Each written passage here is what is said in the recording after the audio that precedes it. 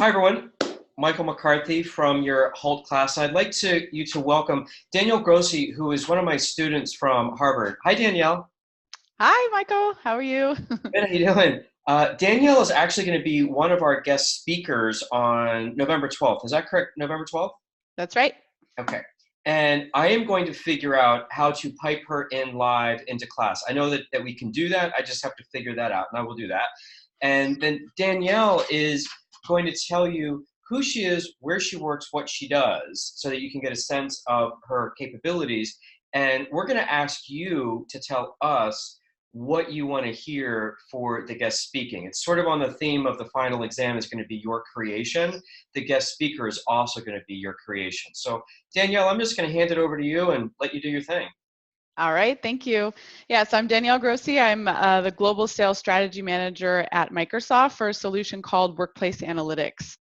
And the exciting thing about Workplace Analytics is that it's all about behavioral data. And so we talk a lot about nowadays well-being and employee experience and mental health and all of these things. And this is actually a data-driven solution from Microsoft to give leaders really an understanding of how their employees are working, their working patterns, and what they can do as leaders to help improve those experiences, as well as improving their productivity, which of course results in top line growth for the businesses or even bottom line improvements for the business. And so it's really centered around how can we take that vast behavioral data that we have and apply it so that our employees are working well and happy and fulfilled at work.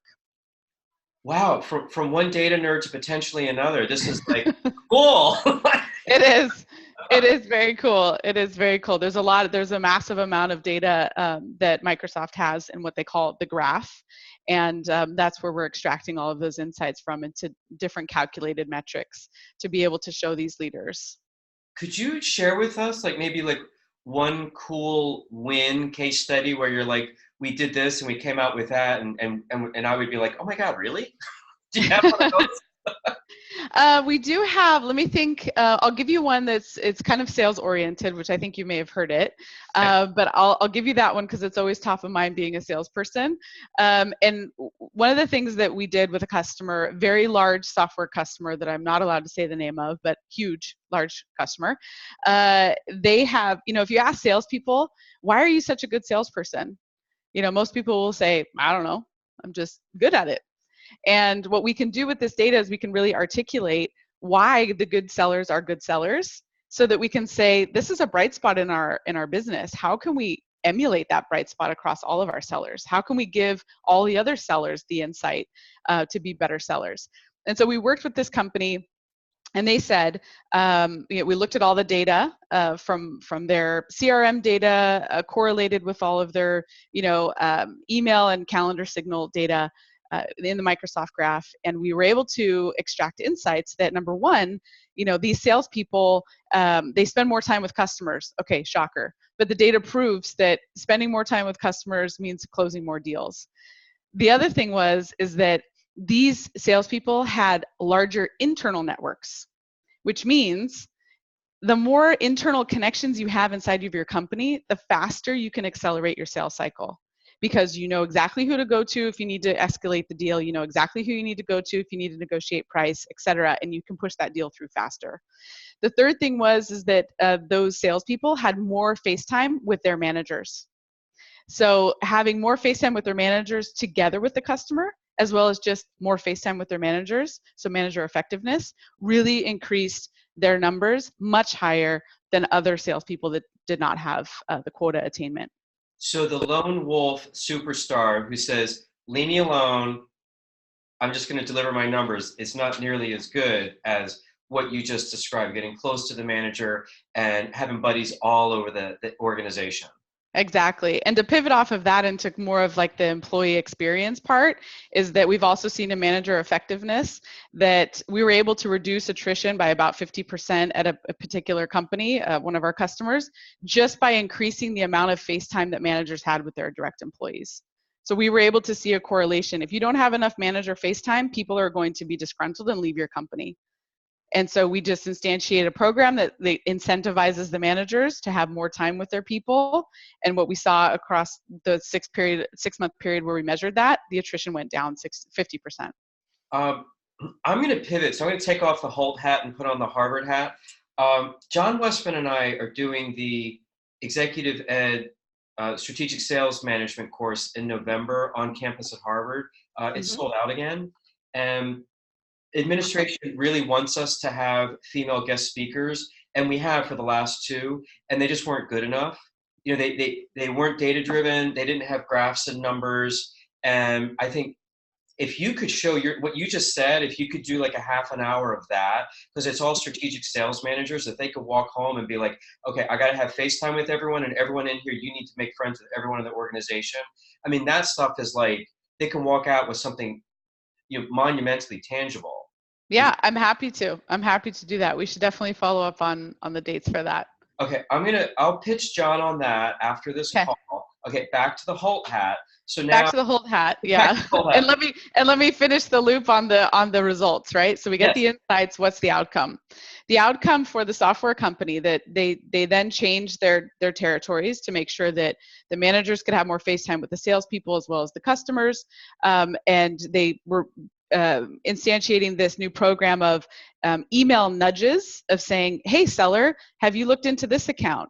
Hey seller, have you looked into this account? Giving the seller insights to help them spend more time in the right accounts in order to accelerate their deals, as well as expanding their networks inside of the company. So kind of touching on all of those things in order to help them close their deals.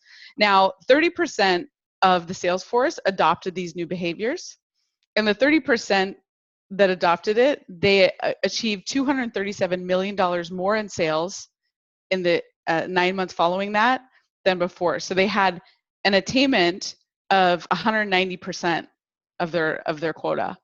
Only 30% of the sales force. And so what percentage bump up compared to the control group? It was over 100%. Wow. Yeah, it's massive. And I mean, this is 237 million of incremental. I mean, it's insane in 9 months. Jesus. All right, well, I think this is the talk. Because I have the list of what the students want, you know, from expectations, and I have in here managing employees was one of them, and let me see what else. Mental health was another one. Then case studies. I wanted to know some case studies. It's okay that they're anonymous. That's fine. How to make decisions with no information. I think what we could do, so I'll ask them what they want, but so I think this is great, just telling us like what you do, and if you had like graphs and data and stuff, I would be fascinated by that, but I'm not the student, so it's not my choice. But what other things could you talk about? So the one on the thing is, just Danielle kind of like showing you what she does and what she's got. Yep. What other things would you kind of like already have ready to go that you think would be cool? Yeah, I think what would be cool is to show a couple of examples of what we've been able to produce for customers. So really, and these would be, anonymized examples where we could say, hey, we showed this customer that, their employees have a very high likelihood of burning out because of these metrics that we see in the data, as an example. And, compared to the rest of the industry of similar size companies, you're either above or below that bar, right? And so it's very interesting for that CEO of that company to understand, holy hell, my employees are burning out. That's very much an employee experience and well-being issue that needs to be addressed that has never been able to be measured before. And then you can start a plan and put into action different things to make that change, and you can use this solution to measure whether that change is actually happening. So I can show you kind of the benchmark, the before and the after. We can kill two birds with one stone. I'm thinking for the Harvard Executive Ed and this class as well, tell me what you think of this, that if you had based on new data, based on current research, these would be the new best practices of a strategic sales manager, kind of like a myth buster. Like, okay, instead of saying, hey, Mr. Superstar, just go out and do your thing, and if you need me, call me. It's like, no, we need to spend a lot of time together. do you Right. think that you would be able to, I mean, even if it's just one, two, or three things, it doesn't need to be a million, but would you be able to do that? Yeah. Oh yeah. Yeah. And I have several cases, and I can go through them in more detail to kind of pull out the nuggets. But I definitely have a couple of myth busters in terms of sales and Okay. what we have found out from that customer. And that customer actually inspired us as Microsoft to use this solution internally for our sales force to do the exact same thing, to be able to accelerate sales cycles and increase revenue. And we've been able to do that. So I can pull learnings from that particular customer as well as from inside of Microsoft, what we've done, and show those as like, hey, this is the way you need to kind of set up your sales force for better success. Okay, great. Well, I think we're good. I think we have enough for the students to take a look at. I'm going to stop the recording and just send them the link right now so they can see this by tomorrow. And Danielle, Perfect. I have the two classes. If you'd like to speak at both, you're welcome to. Remember, half the students already are there's And duplication. both. Yeah, so if you have two talks, maybe like a canned one that's already done, because we don't want to give you too much homework. But Yeah. so, Okay. all right, so I'll see what the students want, and I'll let you know, and then we'll figure that out. But on that it's November 12th we're doing it. Yes. In Eastern Standard Time, we have a class from 10:30 to 11:50, Mm-hmm. minus 3 hours on that. And then the Mm-hmm. next one is 4 p.m. to 5:20. 5:20. Okay. Okay? And I'll figure out how to pipe you in live. And Yeah. then on the Harvard thing, we will want you in person, but I will make it so that you can be piped in too if that's not going to be a possibility for you. Okay. Yeah, it's just going to depend on the date, so we can work that out for sure. Yeah, I'll send you the dates. Okay. Okay. That's And then perfect. I'm going to send this tape to John. I think it's just the easiest way to do it. Perfect. Okay. Sounds good. Thanks, Danielle. Thanks, class, and I will see you Thank you, tomorrow. class. Okay. Bye. Bye. How do I turn off the recorder? There we go.